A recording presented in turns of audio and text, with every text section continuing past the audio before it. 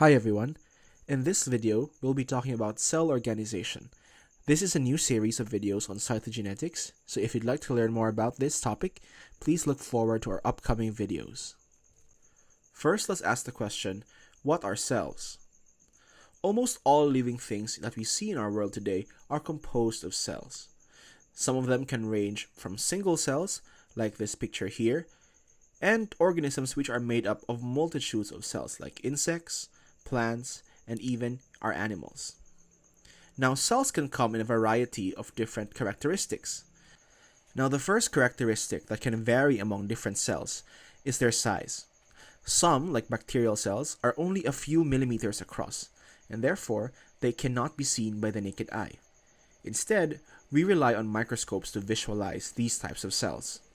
On the opposite end of the spectrum, there are also single cells that can be up to a millimeter and are visible to the naked eye. An example given here are frog eggs. Then, of course, we have the higher organisms, which we can easily see with our naked eye, like plants and animals, but these are made up of a variety of cells. Cells can also vary in shape. Now, we might be familiar with the circular cell or the rod-shaped cell, which we usually see in reference books, but cells can actually come in different shapes. The first one here is an example of a neuron, which is branching.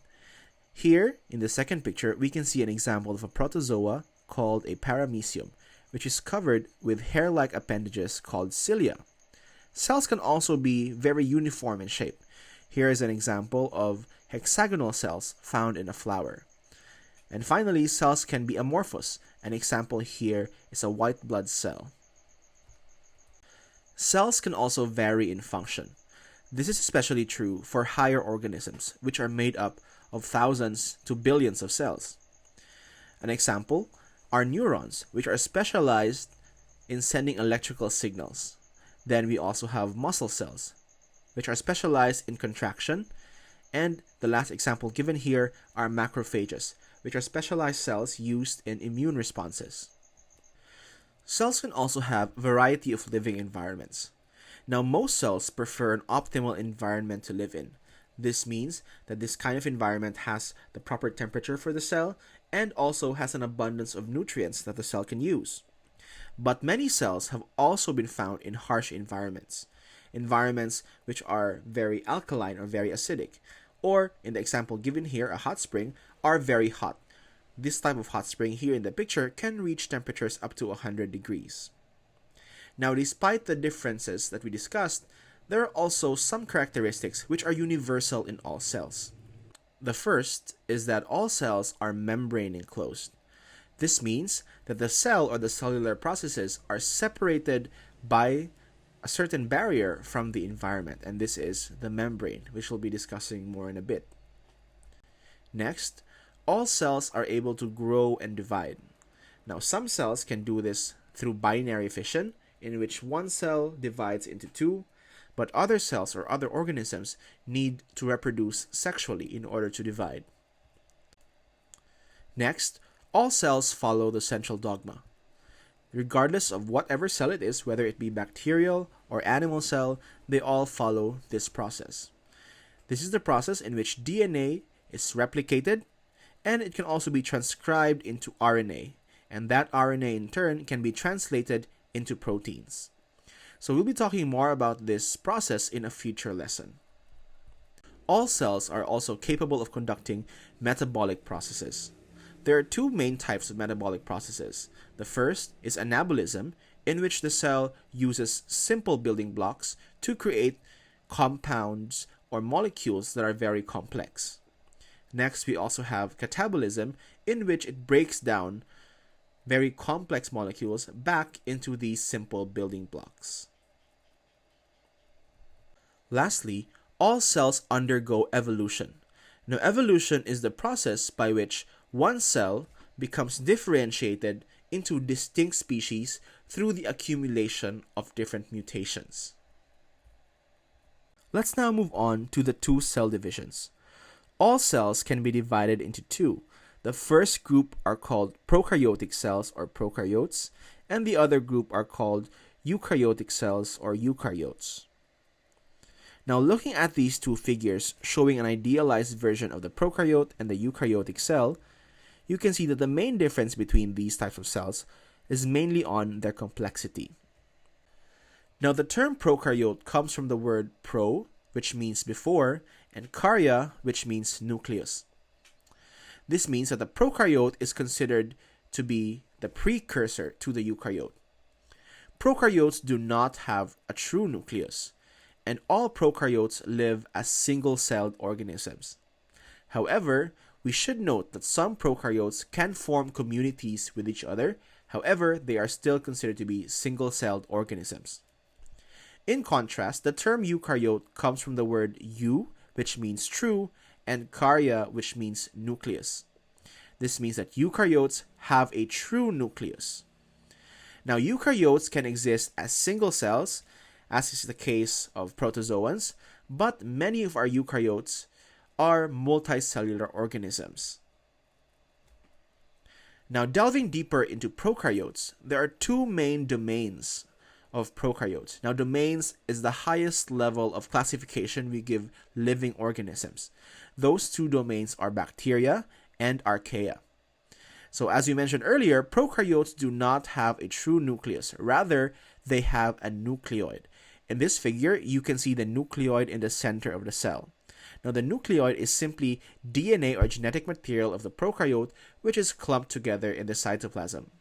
And one very good characteristic of prokaryotes is that they do not have membrane-bound organelles. Everything in their cytoplasm occurs without being enclosed in membranes. First, talk about bacteria briefly. Bacteria are considered to be the most diverse group of cells on Earth, and they have been adapted to a variety of habitats. In fact, they can be found in all habitats, a characteristic which is known as ubiquitous. Our bacteria, just like all other cells, are separated from its environment through a plasma membrane. But specific to bacteria is that they are covered by a cell wall. Now, this cell wall is made of a compound called peptidoglycan. Bacteria are clinically relevant to humans because some of them can cause diseases. Here at the bottom, you can see some common shapes of bacteria. This include spherical cells called cocci, rod-shaped cells called bacilli, and spiral cells called spirochetes. Next, we have the domain Archaea, the second domain under prokaryotes. They have similar cellular structures to bacteria. However, the main difference between the two groups lies in the composition of the cell wall and plasma membrane of the Archaea. Now, the Archaea are poorly studied, and this is because most of them can only be found in harsh environments. And this means it's very difficult for humans to replicate these living conditions in the laboratory. Let's now move on to eukaryotes.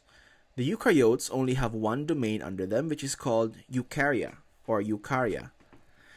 As we mentioned earlier, the eukaryotes have a true nucleus, and specific to eukaryotes are also membrane-bound organelles, and these are the different things that you see in this figure below. And as we mentioned earlier, the eukaryotes are more complex in structure compared to the prokaryotes. Before we move any further, let's first take a look at the evolutionary relationships between these different cell types.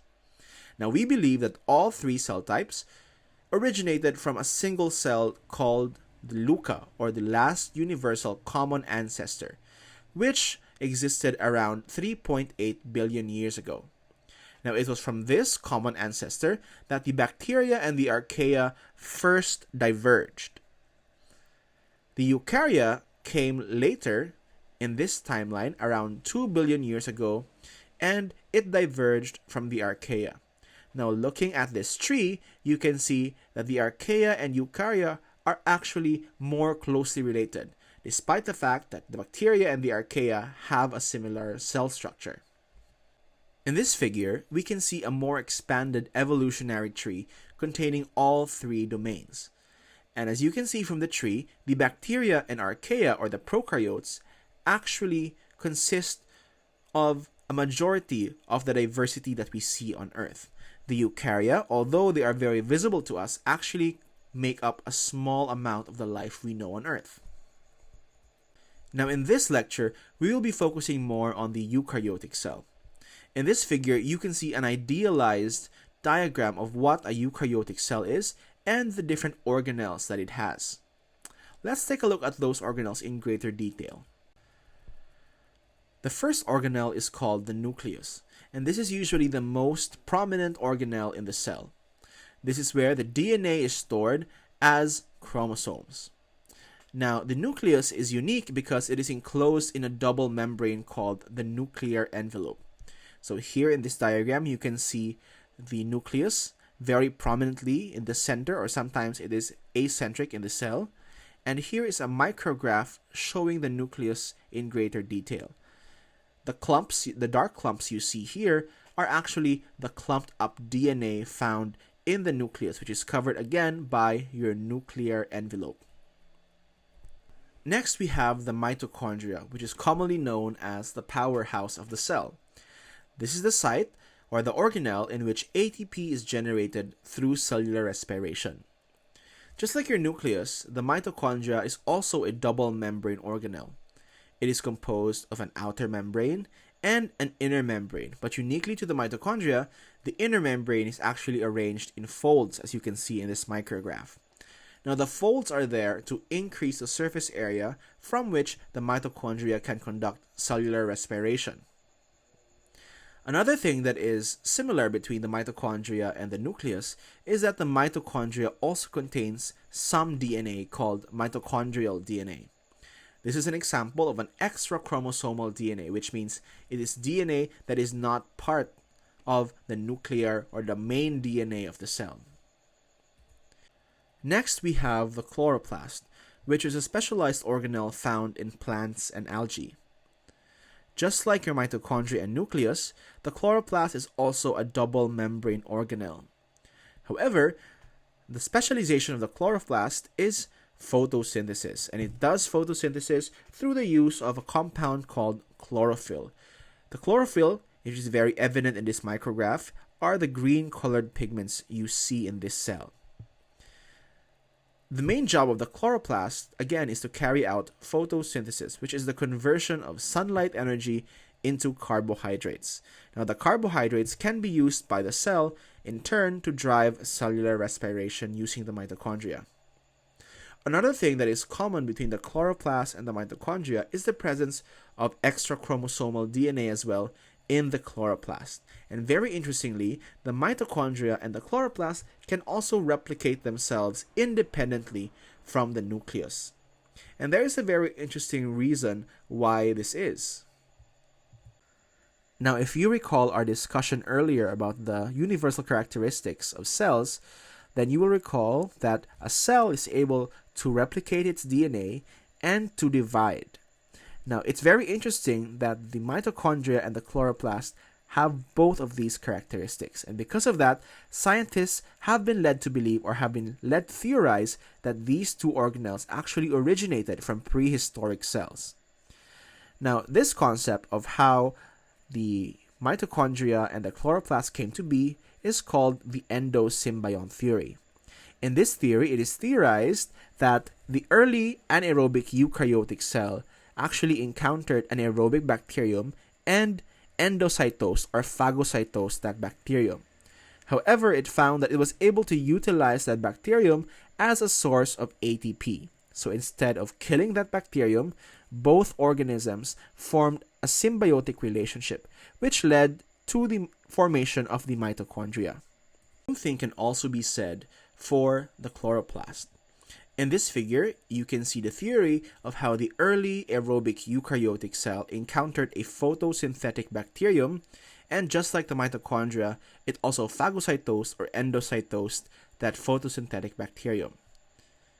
That cell found that it was able to utilize that bacterium as a source of carbohydrates, and thus it also formed a symbiotic relationship with that cell.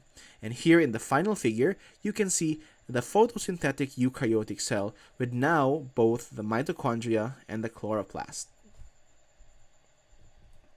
Let's now move on to the other organelles in the eukaryotic cell. First, we have the endoplasmic reticulum. From this point forward, all the other organelles we'll be talking about are single membrane enclosed. Now, the endoplasmic reticulum is a single membrane enclosed organelle, and it's actually an extension of the outer nuclear membrane.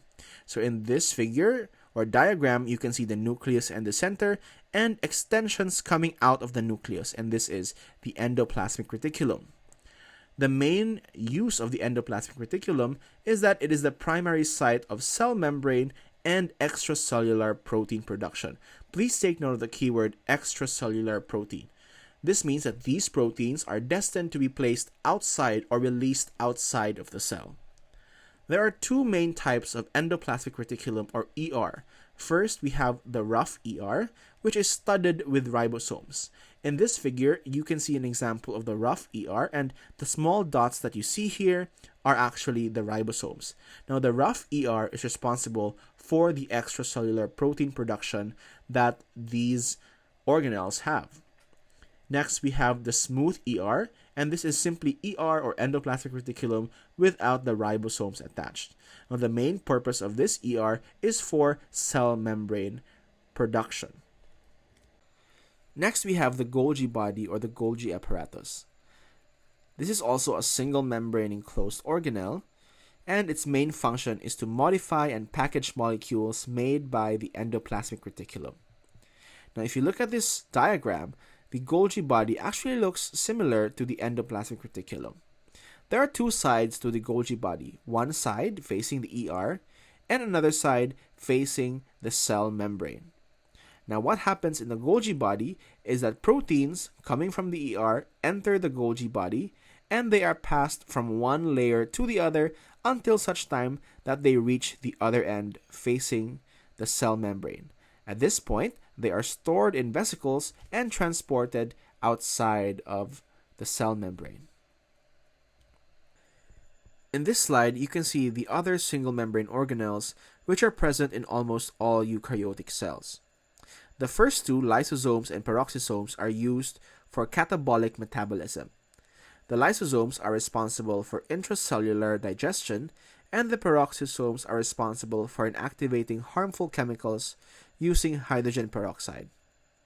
Now, interestingly, these two organelles need to be separate from the rest of the cell, or the processes that these two organelles conduct need to be separated from the rest of the cell because their byproducts are actually also damaging to the cell, specifically the DNA. Now, the other remaining organelles are transport vesicles and endosomes, both of them responsible for transport. The transport vesicles transport substances within the cell or intracellular transport, and the endosomes transport substances from the outside of the cell to the inside. Let's just talk very briefly about cellular import and export. Now, import, which is the process of bringing substances from the outside of the cell to the inside, is called endocytosis. In this figure, you can see how endocytosis occurs. So whenever the cell encounters substances that it would like to bring inside of the cell, that substance is surrounded by our cell membrane. And the cell membrane actually pinches off itself, creating an endosome. On the opposite side, we also have export, or the process of bringing compounds from the inside of the cell to the outside, and this is known as exocytosis. Usually, the compounds that a cell exports are proteins, and this come from the Golgi apparatus. Now, the Golgi apparatus, once it has packaged its proteins, places it into a transport vesicle, and the transport vesicle travels to the cell membrane where it combines with the cell membrane and opens up, releasing its contents. This is how new cell membrane is added. Now, this process is very dynamic. So, some parts of the cell membrane are being utilized in order to form endosomes, while in other places of the cell, the vesicles are also used to replenish the used up cell membrane. Of course, we can't also forget about the cytosol. This is the aqueous intracellular space within the cell. So technically, anything that is not an organelle is part of the cytosol. Now, this is the site of many chemical reactions, but we should note that these chemical reactions are not harmful to the cell, so they can occur in the open in the cytosol. This is also the site or the primary site for protein synthesis and the primary site for many metabolic processes. Now, you might think that the cytosol has a lot of free empty space wherein organelles just float around. But actually, it is very, very crowded in the cytosol. In this figure, you can see just how crowded it is in the cytosol. So each of these different colors represents a protein or an organelle that is found within the cytosol. So as you can see, it is very crowded. Next, we have the cytoskeleton. Its main function is to give strength and rigidity to the cell, although it also plays a role in the transport of substances within the cell. There are three types of cytoskeleton. The first one is called actin, which is the thinnest of all the cytoskeleton filaments. Here at the bottom figure, you can see the actin. Another function of the actin is that it is responsible for cell contraction, as is the case for muscle cells. Then we have the microtubules, the thickest of the filaments, which are also used in aiding cell replication. Then we have the intermediate filaments, which are called these intermediate because they are in between the thickness of actin and microtubules, and they are mainly responsible for giving the cell its strength.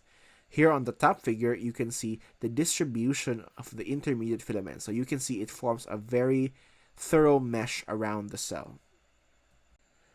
Lastly, we have the ribosomes, which are composed of special RNA molecules called rRNA or ribosomal RNA. The ribosomes are the sites of protein synthesis, and they can be found either in the cytoplasm or attached to the endoplasmic reticulum. So those are all the organelles that are found in eukaryotic cells. But it makes you wonder, how are these cells studied, or how do scientists make these discoveries about cells? The answer is with the use of model organisms. These are organisms which are widely available in laboratories and scientific institutions which are used for experimental purposes. Model organisms have two very important characteristics. First is that they are able to reproduce rapidly, or they are able to divide rapidly, and this allows scientists to observe generations of an organism in a relatively short amount of time. Next, these model organisms are easily viewed, and this means that they can be grown very easily in the laboratory, or that you can view them with the naked eye. Here we have some examples of model organisms. First, we have the model bacteria, which is Escherichia coli or E. coli. Then we have the model simple eukaryote or the model single-cell eukaryote, which is Saccharomyces cerevisiae, otherwise known as baker's yeast. This is the same type of yeast that is found in beer and bread. Moving on to the multicellular organisms. First, we have the model plant, Arabidopsis thaliana. This is also known as the common wall cress. Then moving on to animals, we have the model insect, Drosophila melanogaster, which is an example of a fruit fly. Moving on to even higher organisms, first we have the model worm, Caenorhabditis elegans or C. elegans. This is a type of nematode or roundworm.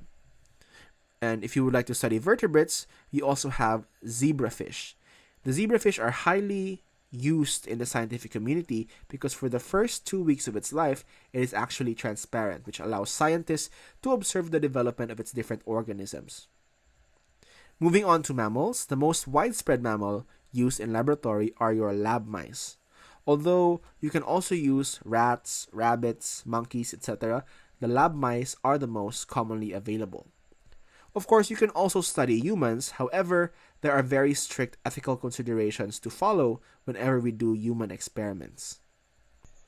If you are unable to study humans, you can also study cell cultures, which are human cells grown in vitro or outside the human body. There are two types of cell cultures available to us currently. First, you have 2D cell cultures, which are flat layers of cells grown in cell culture bottles. We also have 3D cell cultures, which are clumps of cells which can be likened to mini organs. The 3D cell culture gives us a better idea of how cells would interact if they were in the actual human body. Alright, so that ends our lecture. If you would like to learn more, please make sure to check out these references. Thank you very much for listening, and make sure to like and subscribe for more videos like this.